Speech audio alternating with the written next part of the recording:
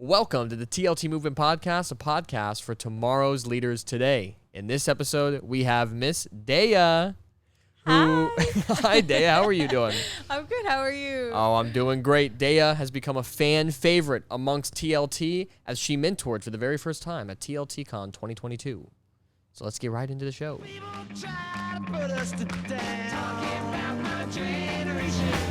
Anything challenging is going to be hard. And so what? Hard could be the new fun. Ask not what your country can do for you. Ask what you can do for your country. Who's going to carry the boats?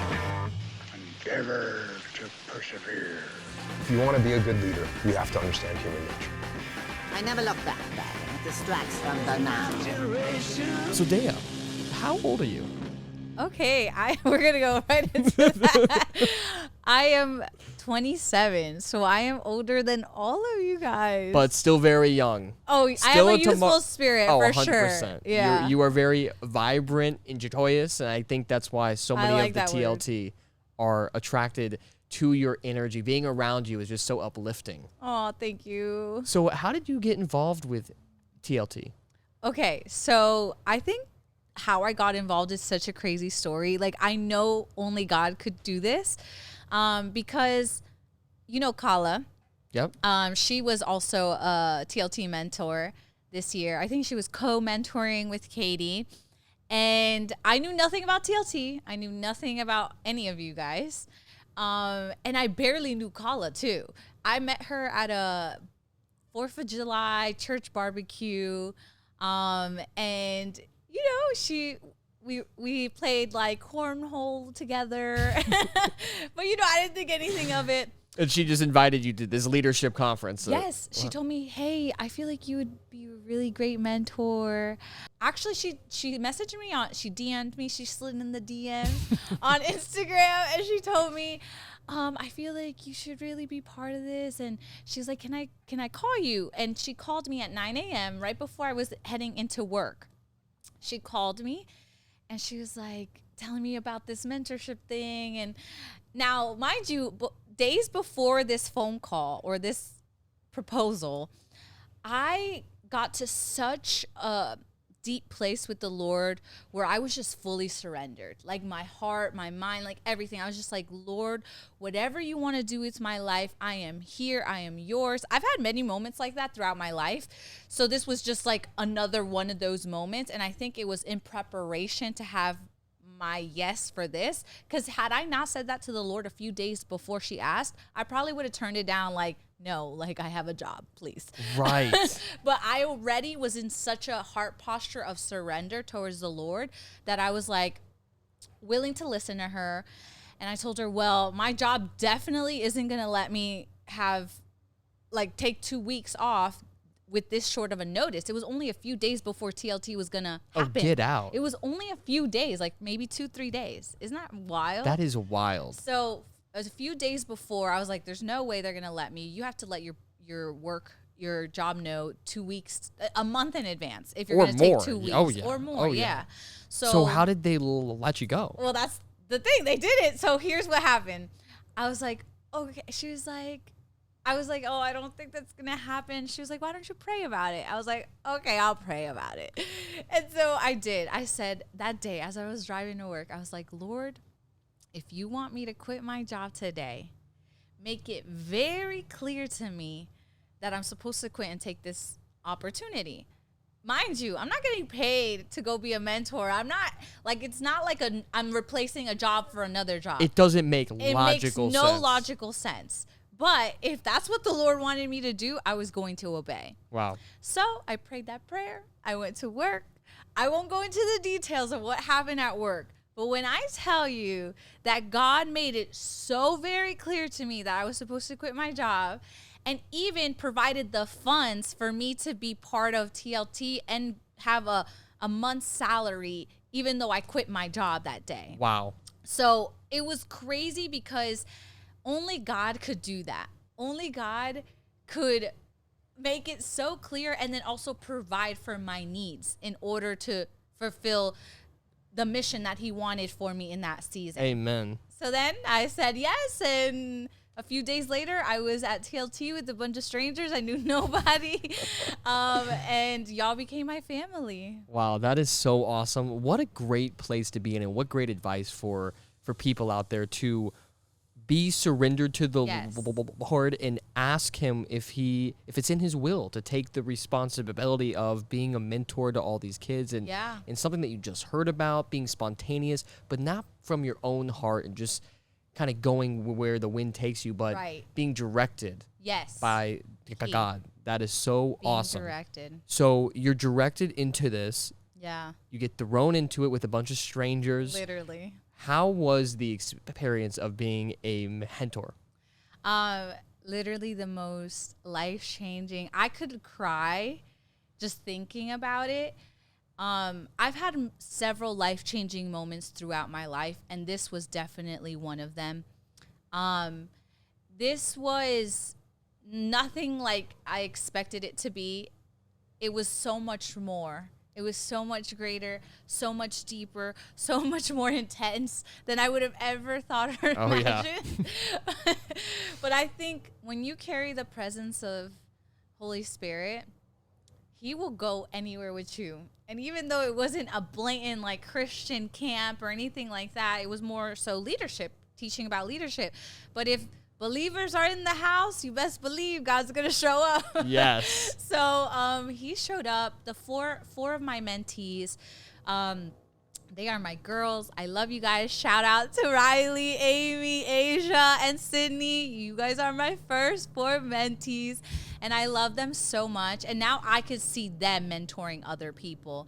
And it's so interesting because that's the goal, right? Right. It's like you pour into them, and then they and then you see them blossom as leaders. It's incredible. And I know we could all tell you how impactful it was, because to see someone go from, I guess, not that they were fully in the dark, but let's say it's just to see someone go from a certain way of being to at the end of the camp, it's like they're a completely different person. And like God did so much in a week. Yes. Like we see that every single year. These kids come in, they're not, they're not screwing up at life. They're not like totally lost. Right.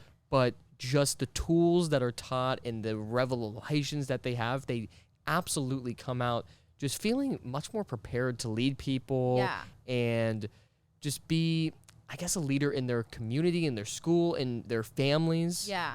But some are, though. And they'll say it too, that they were completely lost. Sure. And they needed help. They needed deliverance. And so like this provided a safe space for them to develop into someone different and to look more like Jesus and to believe in themselves more. So, yeah, I mean, we have a variety of those people that like, it just better prepares them, or some it's like a completely life-altering experience. So I agree with you with the safe space, but let's talk about what do we mean by safe space? We create a safe space for them to change. Yeah. Because I think that phrase gets kind of tossed around a bit in pop culture as far as in colleges, a safe space is, with my race or with my gender, or kind of segregating people into a people group that they're comfortable with. I get it. Is that what we mean here? Not at all. My room in particular was so diverse. I mean, we had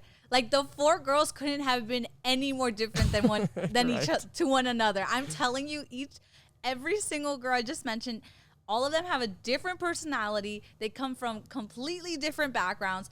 One is Hispanic, one is white, one is black, another one is black. But there's like, I'm telling you, like they just have completely different backgrounds. They're so diverse, such beautiful women.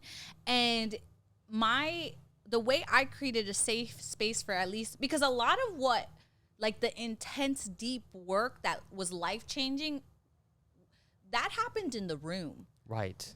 Like, yes, during the discussions after the after.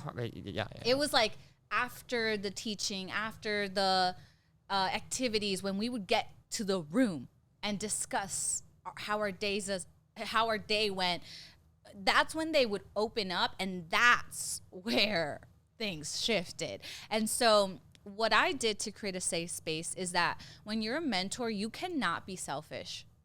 That goes out the window.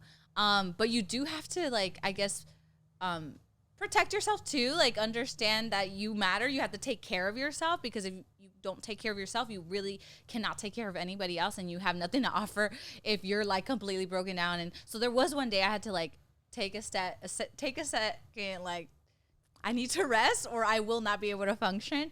Right. So it is important to take care of yourself. But what I mean by not being selfish is that it's not about you. It's like, what can I do for these girls? Like, what advice, what can I pour into them that will cause them to shift and be different from the moment that they came in? So, very friendly, very loving. I showed them a lot of love. Yes, and that's not just talking a language, but it's coming from a place. And I think that's something that TLT harnesses so well. Yeah. Is to be able to create a safe environment that they know they're loved, and Right. they can say from the deepest Yes. parts of their even heart. if it's ugly. Yes, even if it's ugly, and that nobody in the room's gonna judge them or Reject them, take it back to school and spread gossip. Like, Right. we lay a foundation down that you can feel safe, because it's challenging work. Yeah. It's hard, and that's why you were saying that you had to take like a step back and rest, because Yeah. it's so mentally taxing, a lot of this stuff Yeah. that we talk about in the experientive, interactive learning that's involved. Right. It's hard. And it's necessary. Like, if you don't, Absolutely. I love what Dr. Andrea says about hard things are fun. Yes, hard is the new fun. Hard is the new fun. Yeah. Because if you don't do hard things, you will not change. You will not grow as a person. And these girls needed to do, some girls said things they never told anybody ever. Wow. They said it at TLT. And it wasn't just my room. It was several rooms that girls felt loved by us. And love changed everything, because, like you said, if they feel loved, they feel like they can open up, because they know even if they say this thing, you're not going to turn your back on them. You're not going to go around and gossip and tell their secrets to other people. They're like safe there. They can really be themselves, and they can really open up and be transformed. And so that's what happened. We provided a lot of love and a lot of care, and they just opened up and blossomed like flowers. Yes, it's so awesome. Yeah, it's like, I feel like a lot of language nowadays, it gets misconstrued, and love is thrown out a lot. Everybody can agree that love is the answer. Yeah. But love culturally and in the world, especially right now, is almost being complacent. It's almost accepting them no matter what, which is good, but to a degree where they can be self-destructive and be going down a wrong path, Yeah. and nobody says anything because they That's love not love. them. It's That's not love. Because if you love someone and you see that they're going towards a dangerous path, like if you're a parent and you see your baby girl, she's like 2 years old. They don't know better. They're trying to go jump off the dock. They don't know how to swim. It is not love to let your 2-year-old daughter go jump off the dock when they don't know how to swim. Right. They will die. And that is not love. That is like, you're a murderer, basically. Allowing that's neglect. So I'm using that harsh of an example, but that they take throughout their whole lives a lot of the time. These parents that are just so quote unquote accepting of certain behaviors or certain activities that it creates this uncontrollable, I don't want to use the word monster, but like, let's say somebody becomes 13 and their mom's like, hey, you need to probably get off the Xbox and go play outside or do your homework, or and they talk back to their mom or ignore what they said. It's not because the child's, I don't think, and I think that's why we're trying to raise haters as they're teens and as they're young, so that when they become adults and when they become parents, they're able to properly know what love feels like, and be able to lay a foundation down for their kids, so that when they're asked to stop playing the video games or do something that they're supposed to do, they listen, and that they have respect because they know that their parent loves them and wants what's best for them, and isn't this controlling authoritarianism nuisance. Right. And I think we've lost that as a generation. And I don't know if it's because, I'm sure there's a lot of factors, but true love wants to push you towards greatness, wants to push you towards a better you. And therefore, discipline is necessary. God disciplines the ones he loves. Totally. So if God, the creator of the universe, disciplines who is the love. ones who is love, disciplines us because he loves us, then who are we not to discipline ourselves? Self-discipline is a form of love. Discipline our children, because children sometimes,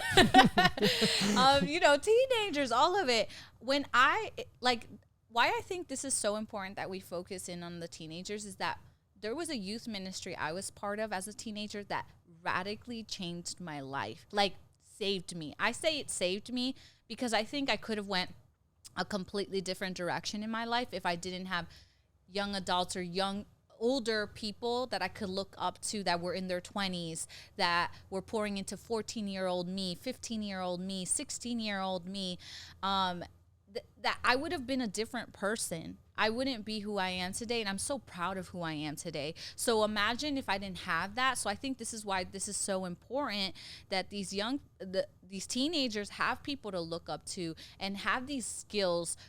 Now they're going to be amazing people when they're 20, 27, 30, 35, 40, Sure. and then raising their children to be also amazing human beings.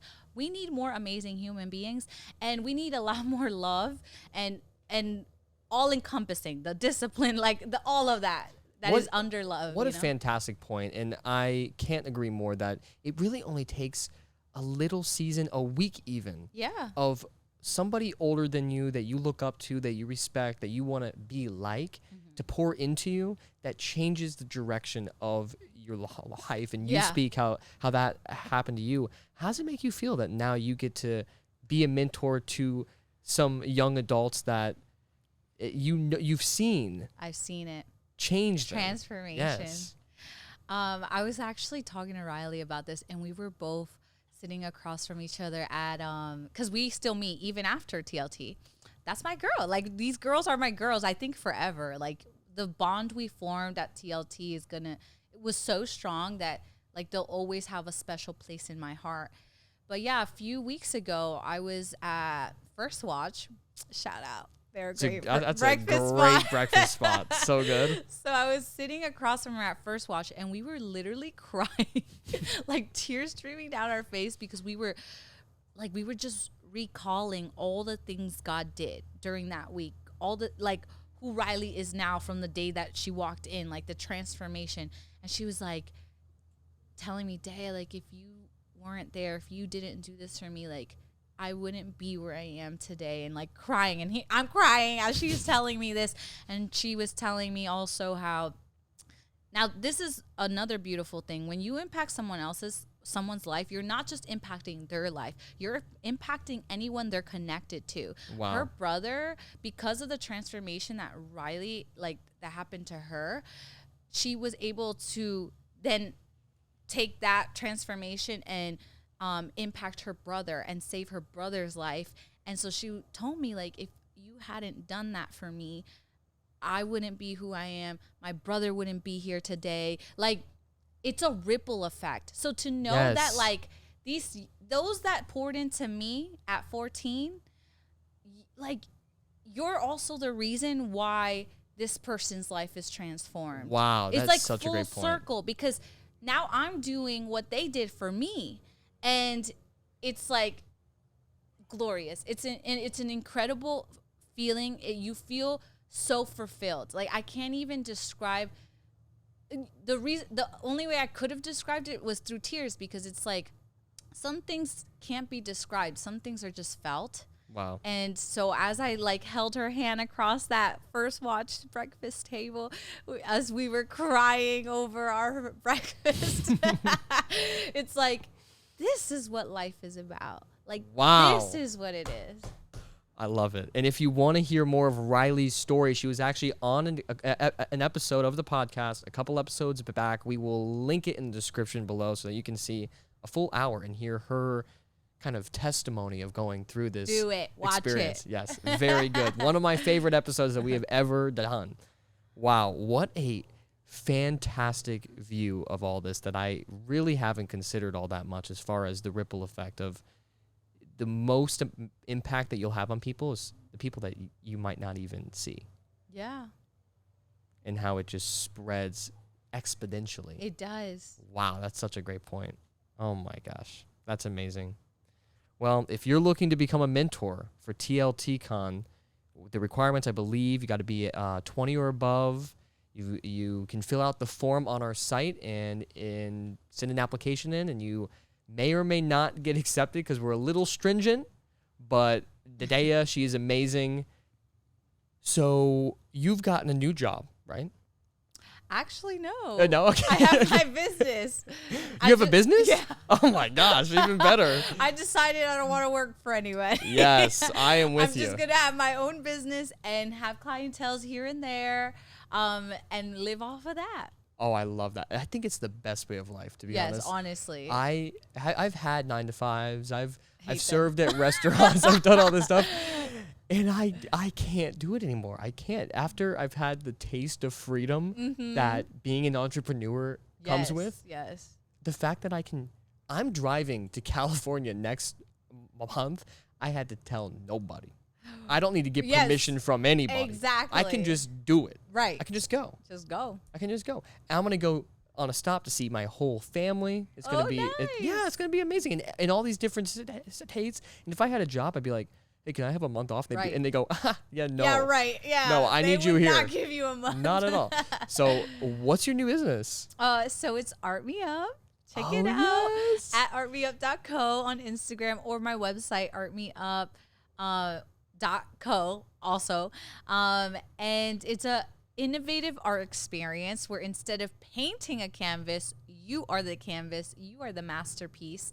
You basically, I have the paint guns, the paintbrushes, the goggles, the white mask, and you're dressed in all white and you're just like painting each other and Wow, like that throwing sounds the paint fun. at each other. It's like so fun. Everybody that's ever been part of it has an incredible time. It's so joy filled.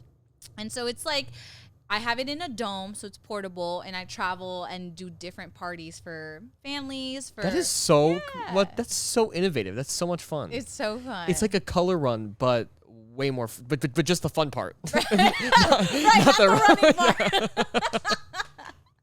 Wow, that's awesome. I've never done. I thought it was so cool, the color run. Yeah. But I just do not enjoy running, so I'm not gonna do it. Yeah, totally. Your idea is way better. Right. That is so much fun. All right, so you've kind of not only continued to keep up with your young adults that you had in the TLT Con. Yes, my mentees. Your mentees. But you've been actually going to like school assemblies, and you did one recently at Purpose Academy. I did. To the whole middle school. Yes. And what did you talk to them about? Okay, so I talked about the importance of words, how their words matter. Your words are powerful. What you speak is so powerful that it can cause someone to completely break down or someone to be completely lifted up. Oh, man. We live in such a interesting time in history because the internet didn't exist the way it does. And I think people are so careless now with their words. And I'm not just talking like what you say. I'm talking about what you type, which is what I was talking to the students about as well. Like, what you type on the internet, like death threats, people are so quick to say hateful things, hateful comments. Like, why are we doing that? That's so not right. And I think we live in a time that is making that normal. Yes, I think it has to do something with the fact that you say things on the internet that you would never say to somebody in real life. Because if you were to say it, you'd be able to see their face and you'd go, oh, like I kind of goofed up. But instead, you get to sit behind the screen in the dark and kind of chuckle at the fact that you maybe are getting likes on this comment because it was slightly funny but very mean. and you can't see the true reaction of the person on the other side. Like, you don't see how you're affecting them. Yes, because any normal person, if they were to say some mean stuff to your face and your face kind of was uncomfortable and you start to cry even, they'd be like, oh, I'm never going to do that again. Like, that feels terrible for me to do that. Yeah. And that's not fun. Like, well, there needs to be, I think, more attention to that. It's the same thing. Like, if you wouldn't say it to a person in to their face, don't say it online either. Right. Like, why are we creating such a like toxic world on the internet when we could make it a beautiful and positive place of innovation and excitement and joy and goodness? Like, we really have the power to do that, but I guess there will always be evil people out there. Right. But not these kids at Purpose Academy. So I gave that importance of how powerful their words are, how much it means, what they use it for, that they can build someone up or they can completely break someone down, and they have the power to do that and to use it wisely and to understand that they are powerful and they are valuable. I mentioned how before I ever got to the part about the words, I mentioned that they're valuable because I think our these Generation Z, these young people growing up, are suffering from insecurity, anxiety, depression, because there's a lot of comparison going on. Yeah. Thank God I grew up as the internet started like booming, but I didn't grow up in the Instagram world. Right. In like, there's 10-year-olds, 11-year-olds like comparing themselves to photoshopped people, and right. like, it's just kind of scary to be growing up now like in this kind of a world. So before I ever like got into the talking about the importance of their words, I spoke to them about how valuable they are, how loved they are by Jesus, like that by God, that he was willing to send his son. I mentioned, like, if there's something you treasure, would you give it to your enemies? And they were all like, no way, no. And I'm like, yeah, me neither. I wouldn't do that. But God, the most valuable thing, what he treasured the most, his son, Jesus, he sent him for us while we were still his enemies, because sin separates us from God. It's not that we are his enemies. It's the sin that makes us his enemy, because he's a holy God. He cannot intertwine with our sin. So it's like, while we were still in our sin, still enemies of God, he gave us his most valuable treasure. Like, that's how valuable we are. Wow. That he would give us the thing he treasured the most. Like, that's how much he loves us, that he would do that. And the room was like You could hear a pin drop. For real. It's like, I knew it was hitting. Because that's important, that they understand they're valuable. They're worthy. They matter. They're not just here on accident. God has a plan and a purpose for every single student in that room, and for all of us, even those that are listening. He has a plan and a purpose for us. And those students, like, they need to know that. And because I know they struggle with it. And then they confirmed it, because after we were done, a bunch of them stormed to me and Riley, and they were telling me, crying to me about how they feel insecure, how they were bullied at this point, and like just pouring out their hearts. And I was able to pray for a lot of them at the end of the assembly. Wow. But that's the power of our words. You see, I was able to touch a subject that they needed to be affirmed in, and it was able to do something and change something within them.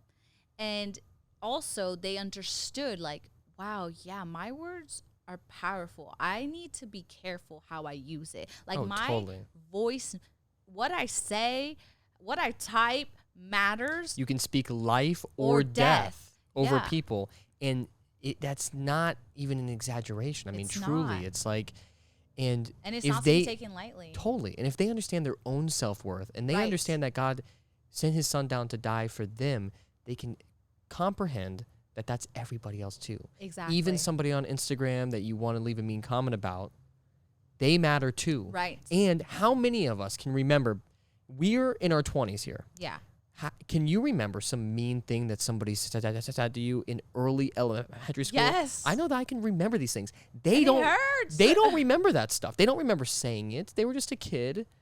But we remember some of the most mean things that people say to us. And some of us, it sticks with us our entire lives. Right. And you have the power to either tell somebody something that's going to stick with them their whole life, either something good or something bad. Right. I know my mom, she's in her 50s, and she still talks about sometimes this mean thing that a teacher said to her in the 2nd grade about her not being smart. No. And it's like, that's a grown adult doing it to a kid, and she remembers it now. Right. And then she also remembers a lot of the good things that people would say. What person do you want to be? Exactly. What person? Exactly. Because you're going to linger in people's minds. Everybody that you talk to, you affect in one way or the other. And so I think that the words matter talk is so important. Yeah. And if you can understand that, you can choose the impact that you have. Right. And you can change someone's life. Sometimes that's all it takes. And that's what I was telling the people. Like, find something nice to say about every single person you encounter every day. Like, I gave them that challenge. Like, if you see something that's great about a person, tell them. Like, why keep it to yourself? Like, how why many do we people do that? See, that's the thing. Seriously. Nobody's doing it, so that's why that you have to. Yeah. You got to tell people the greatness that you see in them, because it's possible nobody's ever told them that. Exactly. And a lot of people think it. Because a lot of people think it, but they won't tell the person that they think they're amazing or cool or whatever. No, this girl right here is going to let you know that I think you're amazing, that I think you're meant for greatness, that I like your hair. Because I know the power of life in our words. I know that when you speak life, it can change someone's life. And then it also comes back to you, because positivity, like, you give it out, you will receive it too. And Totally. that's like what has happened for me too. I sometimes teach people how to love by the way I love them, because some people don't know that they never had that. They never had parents that like poured into them that way. Sure. They never had people in their life that do that. But once you start doing that for them, they're like, they start to You create a become space. that. You create a space to make it okay to do that. Yeah. And I know a lot of teenagers and young adults with their friend groups. Yeah. They use the closeness of their friends Yeah. as an excuse to be mean to them. Uh-huh. Overly mean to them. Yeah, And like say it- roasting Totally. them or whatever. Yeah. Roast them because they know that this is my best friend. I can say whatever I want. No. But this stuff, even if it's not true, or I mean, most of the times it has a little truth in it, and it gets in these people's heads, and then they start to go, wait, am I ugly? Even even if it's not conscious, even if Right. it's a subconscious state, use your friendship with your best friends as an excuse to speak the most life over somebody that you Yes. possibly can. Come on, Daddy. Even if it's cheesy. Let 'em know. Because at first it's gonna feel like oh, like it's a little cheesy. Corny or yeah, something. It's like, but then Give me all the corn. totally corn on the cob. Right, Give with it butter. up. No, but yeah, use your best friends, speak into their lives. I'm with that 100%. Yes, 'cause like then you it should makes be it their, easier. Their greatest cheerleaders. Yes, if their you're biggest their fans. best friend, like you should be their best. Yeah, their greatest fan. All of that. Yeah. Totally love it, and it's great practice to do it to strangers. Yes. Because just to start doing it to people that you don't know could be kind of challenging. Yes. But if you're already or maybe practicing all easy. the time, Some people find it harder to be loving or kind to people they know. I don't know why. I don't know why that is either. And then they could easily do it to a stranger. But if that's the case, then okay, start with the strangers, and then move on to your family and speak life into your family, and Good point. but have a daily practice of speaking life over yourself, over other people. That's a big one, another topic too for maybe another day. But like the self-talk. Oh like, my gosh. Oh my goodness. Let's just dive into it. Okay, let's do Yeah. it. Yeah. I know self-talk. this year I struggled with a lot of negative self-talk, and it was affecting me a lot. I was wanting to be perfect so bad, sinless, Christ-like, that when I would screw up, I would tell myself so many mean things, that I'm not worthy, that I don't deserve to be loved, that nobody's ever going to love me. Even when someone would say something nice to me, I would say thank you because I know that's the appropriate response. But in my head, my first thing was, no, I'm not. If it's just that someone would say, you're so talented or cool or whatever, my first thought was, no. Oh, man. And it was getting bad. And I read my Bible every single day, and it was God that taught me. He's like, striving for perfection but hating yourself is not how I want you to live. I want you to be sinless. I want you to be Christ-like. Yeah. But if it's at the expense of you hating yourself, that's not what I want you for. That's right. And so I feel like just in the past couple of months, I've really, really learned how important self-talk is. Yeah. And I'm reaping the rewards of positive self-talk. That's so good. So what are those rewards? What have you seen? What is the difference? Peace. Amen. Complete peace and understanding that I can strive for perfection and Christ-likeness, but if I don't reach it, I'm still loved by him. Come on. And that I can clean slate, start over again. Yeah. I don't need to be in this beat-up mode forever. I would literally hit myself. I'd be like beating myself. I know what that's like because I was like that when I was younger. Anytime I committed, it was a certain sin. Anytime I did that, I would hate myself for it and I would punish myself. Like, how dare you do this? And like you said, similar to you, have a negative self-talk and beat myself down for it. And then I was liberated from that because I understood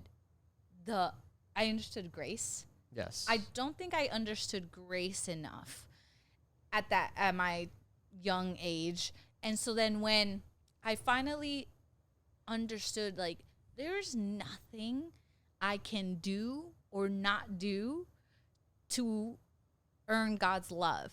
Yeah. He literally loves me so much, whether I'm sinning or whether I am living a perfect life. He died on the cross for me while I was still a sinner. So it's not like I have to be perfect to earn his love. And I think that's where that kind of like, I feel like I was trying to be perfect, like you said, Christ-like, but if I was not fulfilling that completely, I would beat myself down because I thought, like, well, God, I'm not worthy of God anymore. Like, he doesn't love me anymore because I'm doing this thing. No, he still loves me. But he also loves me enough to want me to be free from sin. Yes. And so, because then sometimes it's like, oh, well, God loves me. I can live this sinful, crazy. No, do not abuse grace. Do not abuse grace. Yeah. But it's important to understand that his grace does cover a multitude of sin. His love does cover a multitude of sin. So, like, and the negative self-talk, it doesn't help. It doesn't. It's not like because it makes it worse. 100%. It almost keeps you in a cycle. Totally. So when you change it and you stop the negative self-talk, then it's like, oh, well, actually, I can be free from this, you know? And you have to fight it sometimes. A lot of what I taught the girls at TLT is because a lot of them said they, like, sometimes hear negative voices, like, but it's that, like, negative self-talk. Yeah. It's like, you don't have to accept that, ladies. You do not have to accept that. You hear that thought, you could be like, I'm beautiful. Yeah. Like, when you hear the thought that says you're ugly, I think of it as an intruder, as an enemy, as Satan. And so then I fight against the thought.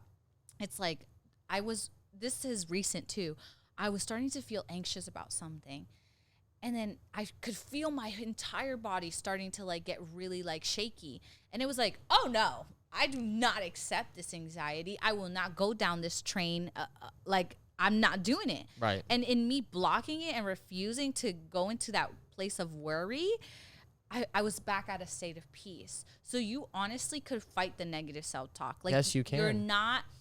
You're not a slave to it. You don't have to, like, think that you'll never be free. You can be free from it. But it does take you fighting against it and deciding, making a choice. Like, anytime a negative thought comes to your mind, replacing it with a positive one. Right. Yeah. And you can only love people as much as you have overflow.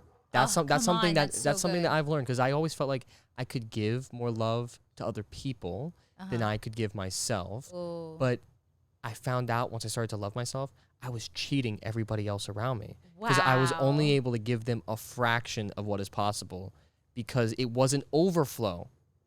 That's so good. It's good stuff, That's a right? word right there. That's a That's word. like a nugget.